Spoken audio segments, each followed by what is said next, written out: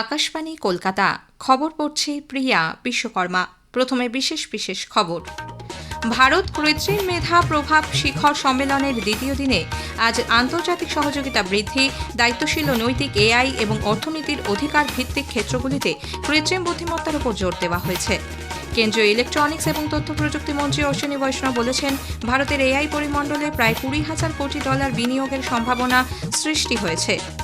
রাজ্যের সব জেলায় অপরাধ সংক্রান্ত স্পর্শকাতর মামলাগুলির দ্রুত নিষ্পত্তি করতে একজন করে নোডাল অফিসার নিয়োগের নির্দেশ দিয়েছে কলকাতা হাইকোর্ট। মার্চ মাসের শুরু থেকেই রাজ্য জুড়ে পরিবর্তন রথযাত্রা শুরু করবে বিজেপি। বিএনপির চেয়ারম্যান তারেক রহমান বাংলাদেশের নতুন প্রধানমন্ত্রী হিসেবে আজ শপথ গ্রহণ করেছেন। আগামী 7 দিন রাজ্যে শুষ্ক আবহাওয়া বজায় থাকবে, তবে সপ্তাহের শেষের দিকে তাপমাত্রা 2 থেকে 3 ডিগ্রি পর্যন্ত বাড়তে পারে। আসছে বিস্তারিত খবরে। ভারত কৃত্রিম মেধা প্রভাব শিখর সম্মেলনের দ্বিতীয় দিনে আজ আন্তর্জাতিক সহযোগিতা বৃদ্ধি, দায়িত্বশীল ও নৈতিক এআই এবং অর্থনীতির অধিকার ভিত্তিক ক্ষেত্রগুলিতে কৃত্রিম বুদ্ধিমত্তার উপর জোর দেওয়া হয়েছে। বিশ্বের 20টি দেশের নেতৃবৃন্দ এই সম্মেলনে যোগ দিচ্ছেন। সম্মেলনে আজ উচ্চ পর্যায়ের প্যানেলে আলোচনার পাশাপাশি থাকছে ফ্ল্যাগশিপ নলেজ কম্পেন্ডিয়াম বা জ্ঞানের সংকলনের উদ্বোধন, স্বাস্থ্য, শিক্ষা, শক্তি, কৃষি সহ বিভিন্ন ক্ষেত্রে কৃত্রিম মেধার প্রভাব এবং ব্যবহারিক এআই এর ওপর আলোচনা চক্রের আয়োজন করা হয়েছে। প্রধানমন্ত্রী নরেন্দ্র মোদী আগামী বৃহস্পতিবার এই সম্মেলনে ভাষণ দেবেন। কেন্দ্রীয় ইলেকট্রনিক্স এবং তথ্য প্রযুক্তি মন্ত্রী অশ্বিনী বৈষ্ণব বলেছেন, বিনিয়োগকারী এবং পরিকাঠামোগত সংস্থাগুলি ভারতের এআই পরিমণ্ডলে প্রায় 20,000 কোটি ডলার বিনিয়োগের পরিকল্পনা করেছে। 1 থেকে 2 বছরের মধ্যে তা বাস্তবায়িত হবে বলে আশা করা হচ্ছে। নতুন দিল্লিতে আজ কৃত্রিম মেধা শিখর সম্মেলন এআই ইম্প্যাক্ট সামিটে তথ্য সম্প্রচার মঞ্চকের প্যাভিলিয়নের উদ্বোধনকালে শ্রী বৈষ্ণব একথা বলেন।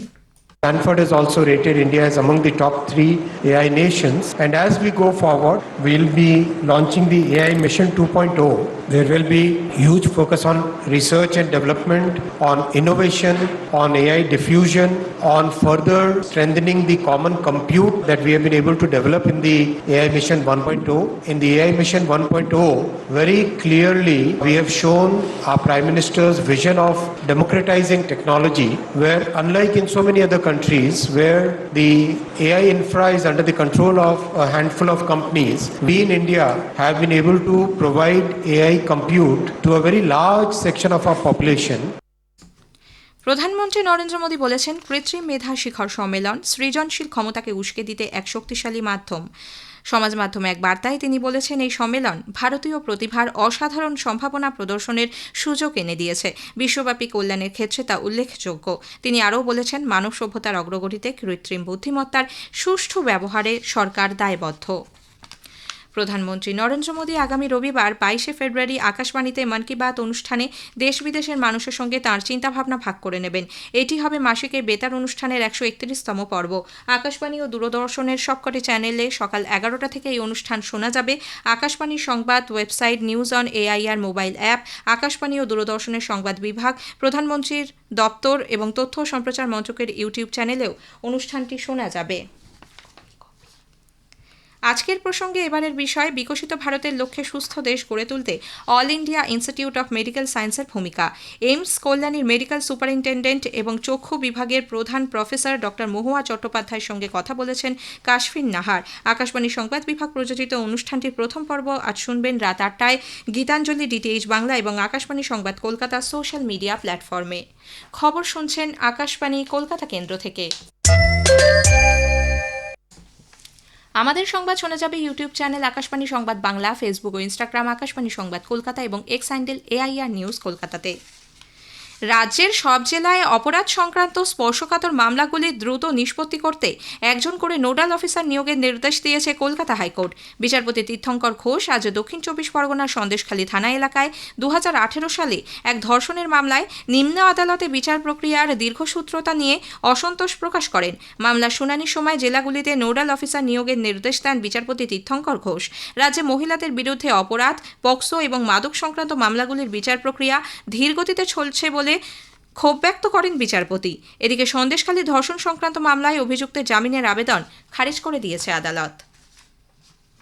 আসন্ন বিধানসভা নির্বাচন এবং রাজ্যে ভোটার তালিকার বিশেষ নিবিড় সংশোধন প্রক্রিয়ার অগ্রগতি খতিয়ে দেখতে আজ সন্ধ্যায় রাজ্যে আসছেন নির্বাচন কমিশনের সদ্য নিযুক্ত স্পেশাল রোল অবজারভার এন.কে মিশ্র। মুখ্য নির্বাচনী আধিকারিক মনোজ কুমার আগরওয়ালের সঙ্গে আজই তিনি জরুরি বৈঠকে বসবেন। ভোটার তালিকার নিবিড় পরিমার্জন, প্রশাসনিক প্রস্তুতি এবং সংশ্লিষ্ট বিভিন্ন প্রক্রিয়ার অগ্রগতি খতিয়ে দেখতেই এই বৈঠক বলে নির্বাচন কমিশন সূত্রে খবর। প্রশাসনিক কাজের সুবিধায় রাজ্য সরকার নবনিযুক্ত WBCS আধিকারিকদের পদোন্নতির ক্ষেত্রে একটি নির্দিষ্ট নিয়ম বেঁধে দিয়েছে। নবান্নে আজ রাজ্য মন্ত্রিসভার বৈঠকে এই সংক্রান্ত একটি প্রস্তাব গৃহীত হয়েছে। মুখ্যমন্ত্রী জানিয়েছেন, এখন থেকে WBCS আধিকারিকরা কাজে যোগ দিয়ে 2 বছর প্রবেশনারি থাকার পরে 3 বছর বিডিও হিসেবে কাজ করে পরে মহকুমা শাসক হিসেবে কাজ করবেন। অন্যদিকে রাজ্য সরকারের অন্যান্য দপ্তরের সব ক্যাডারদের পদোন্নতির বিষয়ে সিদ্ধান্ত নিতে বিভিন্ন দপ্তর থেকে প্রতিনিধি নিয়ে একটি কমিটি তৈরি করা হয়েছে বলে তিনি জানিয়েছেন। নির্বাচন কমিশনের নির্দেশ মেনে 7 আধিকারিককে সাসপেন্ড করা হলেও রাজ্য সরকার তাদের পাশে সব রকমভাবে থাকবে বলে মুখ্যমন্ত্রী মমতা ব্যানার্জি জানিয়েছেন। নবান্নে আজ এক সাংবাদিক বৈঠকে তিনি অভিযোগ করেন, তাদের আত্মপক্ষ সমর্থনের সুযোগ দেওয়া হয়নি। সরকার তাদের পাশে থাকবে বলেও তিনি জানান। রাজ্যে SIR প্রক্রিয়া বন্ধ করে দেওয়া হলেও তৃণমূল কংগ্রেস আসন্ন বিধানসভা নির্বাচনে ক্ষমতা থেকে অপসারিত হবে বলে দাবি করেছেন বিজেপির রাজ্য সভাপতি শ্রমিক ভট্টাচার্য। কলকাতায় আজ এক সাংবাদিক বৈঠকে তিনি বলেন, ভোটের সময় কেন্দ্রীয় বাহিনী মোতায়েন না হলেও তৃণমূলের পরাজয় অবশ্যম্ভাবী। সেন্ট্রাল ফোর্স ডিপ্লয়েড হোক বা না হোক, SIR হোক বা না হোক, SIR বন্ধ করে দিক। ইডি CBI এর অফিসের তালা লাগিয়ে দিক, ইনকাম ট্যাক্স GST কে নোটিশ পাঠাতে বারণ করে দিক, পশ্চিমবঙ্গ পুলিশ দিয়ে মমতা ব্যানার্জি নির্বাচন করিয়ে দিক, আর তারপরেও এবার তৃণমূল হারবে। সমাজসেবামূলক ও দেশের কাজে যুক্ত 4 বিশিষ্ট ব্যক্তি বিজেপিতে আজ যোগ দিয়েছেন। এরা হলেন প্রাক্তন NSG কর্তা দীপাঞ্জন চক্রবর্তী, অবসরপ্রাপ্ত CRPF কর্মী বিপ্লব বিশ্বাস, রাজ্যের প্রাক্তন মন্ত্রী ক্ষিতি গোস্বামীর কন্যা আইনজীবী কস্তুরী গোস্বামী এবং RSS কর্মী অক্ষয় বিঞ্জরাজকা। তাদের হাতে দলীয় পতাকা তুলে দেন শ্রমিকবাবু। বিজেপির তরফে ওই সাংবাদিক বৈঠকে আধারের কথকথা শীর্ষক একটি বইও প্রকাশ করা হয়। রাজ্যে আইনশৃঙ্খলা পরিস্থিতি, তৃণমূল কংগ্রেসের দুর্নীতি, হিংসা এবং প্রশাসনিক ব্যর্থতা সংক্রান্ত বিভিন্ন তথ্য এখানে তুলে ধরা হয়েছে বলে বিরোধী দলনেতা জানিয়েছেন। হুমায়ুন কবির বাংলাদেশের জামাত গোষ্ঠী ও মুখ্যমন্ত্রী মমতা ব্যানার্জির মধ্যে সংযোগ সেতুর কাজ করছে বলে বিজেপি দাবি করেছে। কলকাতায় আজ এক সাংবাদিক সম্মেলনে বিরোধী দলনেতা শুভেন্দু অধিকারী বলেন, পৃথক রাজনৈতিক দল গঠন ও মুর্শিদাবাদে নতুন একটি মসজিদের শিলান্যাসের আগে হুমায়ুন কবির বেশ কিছুদিন বাংলাদেশে ছিলেন। ওই ধর্মীয় উপাসনা স্থল তৈরির অর্থ বাংলাদেশ থেকে এসেছে বলে দাবি করেছেন বিরোধী দলনেতা। কেন্দ্রীয় স্বরাষ্ট্রমন্ত্রী ও বর্ষিয়ান বিজেপি নেতা অমিত শাহ একদিনের সফরে আগামীকাল এ রাজ্যে আসছেন। দলীয় সূত্রে জানা গেছে, দুপুরে কলকাতায় এসে হেলিকপ্টারে তিনি নদিয়ার মায়াপুরের উদ্দেশ্যে রওনা হবেন। সেখানে হেলিপ্যাড থেকে মায়াপুর ইসকন মন্দিরে যাবার পথে নাম সংকীর্তনের আয়োজন করা হয়েছে। বৈদিক গুরুকুলের ছাত্ররা মন্ত্রোচ্চারণের মাধ্যমে শ্রী শাহকে স্বাগত জানাবে। মন্দিরের ভেতরে স্বরাষ্ট্রমন্ত্রীকে স্বাগত জানাতে পারেন ইসকনের জয় পতাকা স্বামী। আদালতের নির্দেশ অমান্য করার অভিযোগে মুর্শিদাবাদের জঙ্গিপুরের মহকুমা শাসকের বিরুদ্ধে রুল জারি করে সশরীরে হাজির হওয়ার নির্দেশ দিয়েছে কলকাতা হাইকোর্ট। বিচারপতি রাজা বসু চৌধুরী আগামী 27 ফেব্রুয়ারি SDOকে আদালতে উপস্থিত হতে বলেছেন। উল্লেখ্য, পুর পরিষেবায় গাফিলতির অভিযোগে গত বছর 19 ডিসেম্বর জঙ্গিপুর পুরসভার চেয়ারম্যানকে সরিয়ে প্রশাসক হিসেবে SDOকে নিযুক্ত করে urban development and municipal affairs. সেই সিদ্ধান্তকে চ্যালেঞ্জ জানিয়ে ওই পুরসভার নির্বাচিত কাউন্সিলররা আদালতের দ্বারস্থ হন। বিচারপতি রাজা বসু চৌধুরী নির্বাচিত কাউন্সিলরদেরকেই পুনরায় পুর প্রশাসন পরিচালনার দায়িত্ব দেওয়ার নির্দেশ দেন, কিন্তু সেই নির্দেশ অনুযায়ী কাজ না হওয়ায় আদালত অবমাননার অভিযোগে ফের মামলা করেন কাউন্সিলররা। ভোটের প্রচারে রাজ্য জুড়ে পরিবর্তন রথযাত্রার আয়োজন করছে বিজেপি। দোলের পরদিন রাস্তায় নামবে বিজেপির 10টি পরিবর্তন রথ। 5টি রথের অভিমুখ হবে উত্তরবঙ্গ এবং 5টি রথ যাবে দক্ষিণবঙ্গে। উত্তরবঙ্গের রথযাত্রা শেষ হবে শিলিগুড়িতে, দক্ষিণবঙ্গে এই যাত্রা সমাপ্ত হবে ব্রিগেডে। বাংলাদেশ ন্যাশনালিস্ট পার্টি BNPর চেয়ারম্যান তারেক রহমান সেদেশের নতুন প্রধানমন্ত্রী হিসেবে আজ শপথ গ্রহণ করেছেন। জাতীয় সংসদ ভবনে সাউথ প্লাজায় এক অনুষ্ঠানে তাঁকে শপথ বাক্য পাঠ করান রাষ্ট্রপতি মোহাম্মদ শাহাবুদ্দিন। এর আগে সংসদ ভবন চত্বরে BNP সংসদীয় দল এক বৈঠকে তারেক রহমানকে সংসদীয় দলনেতা হিসেবে নির্বাচন করে। রাজ্যে আগামী 7 দিন শুষ্ক আবহাওয়া বজায় থাকবে এবং চলতি সপ্তাহের শেষের দিক থেকেই তাপমাত্রা ধীরে ধীরে 2 থেকে 3 ডিগ্রি পর্যন্ত বাড়বে। দক্ষিণ বঙ্গোপসাগরের মধ্যভাগে তৈরি ঘূর্ণাবর্তটি ইতিমধ্যেই নিম্নচাপ এলাকায় পরিণত হয়েছে এবং ধীরে ধীরে পশ্চিম উত্তর পশ্চিমে অগ্রসর হচ্ছে। আগামী 2 দিন সকালের দিকে উত্তরবঙ্গের কিছু কিছু জায়গায় হালকা থেকে মাঝারি কুয়াশা থাকার সম্ভাবনা। কল্যাণীতে রঞ্জি ট্রফি ক্রিকেটের সেমিফাইনালে বাংলার বিরুদ্ধে জম্মু কাশ্মীর জয়ের সম্ভাবনা তৈরি করেছে। আজ তৃতীয় দিনে সকালে মধ্যাহ্নভোজের বিরতির আগে জম্মু কাশ্মীরের প্রথম ইনিংস 302 রানে শেষ হয়।